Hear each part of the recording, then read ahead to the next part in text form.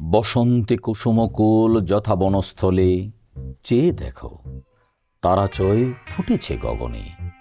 মৃগাক্ষী সুহাস মুখে সরসীর জলে, চন্দ্রিমা করিছে কেলি প্রেমানন্দ মনে। কবি ভাই কি করছেন?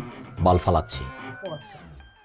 আমি কি করছি সেটা তোমার বিবেচনার বিষয় নয় নবাব। তুমি যে কাজে এসেছো সেই কাজে যাও, গিয়ে তোমার মেম্বারে চামচামি করো, যাও। তা কবি ভাই একটা কথা বলি, কিছু মনে করেন না। কবিতার কোনো ভাত নাই। আমার ভাত খাওয়ার প্রয়োজন নেই নবাব, আমি রুটি খেয়ে আমার বাকি জীবন কাটিয়ে দিতে পারবো। তুমি ভাত খাও, গামলা ভর্তি ভাত খাও। যাদের মধ্যে আর্ট কালচারের অভাব থাকে তারাই বেশি ভাত খায়।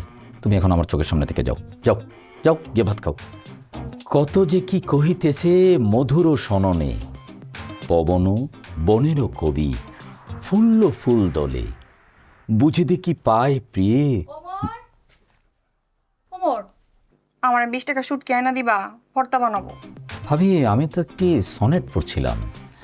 সনেট এক ধরনের জটিল কবিতা। মানে এই কবিতা বুঝতে হলে তোমাকে গভীরভাবে মনোনিবেশ করতে হয়। আমি যদি এখন তোমার জন্য 20 টাকার শুটকি আনতে বাইরে যাই, তাহলে আমি সনেটে মনোনিবেশ করতে পারবো না। আর আর তাছাড়া শুটকি আমার খুবই অপছন্দের খাবার। তুমি বরং এক কাজ করো, নবাব কাতাটাকে বলো, ও আশেপাশে ঘুরঘুর করছে। আমার হইছে যত জ্বালা, একজনের পছন্দ শুটকি, আরেকজন খাইবো সনেট। বালের শুটকি রেখে গেল, শুটকি কোনো খাওয়া হইল।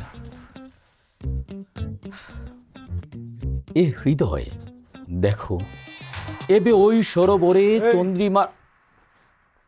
তোরে না কইলাম ফার্মে যাইতে, এখানে রোবটের মতো তারা কি করতেছস? ফার্মে যা। ভাইজান, আমি রোবটের মতো দাঁড়িয়ে নেই, আমি একটি সনেট পড়ছি। আর আপনার ফার্মে গিয়ে আমি কি করব? আমি কি গরুর গোবর পরিষ্কার করব? তুই কি আমার সাথে ফাইজলামি করস? আমি বলছি না তুই আমার সাথে কোনোদিন ফাইজলামি করবি না। এক থাপ্পড়ে কান গরম করে দেব। আমি ফার্মে যাইতেছি, তুই ফার্মে চলে আয়, তোর সাথে কথা আছে আমার। এই হচ্ছে আমার অবস্থা।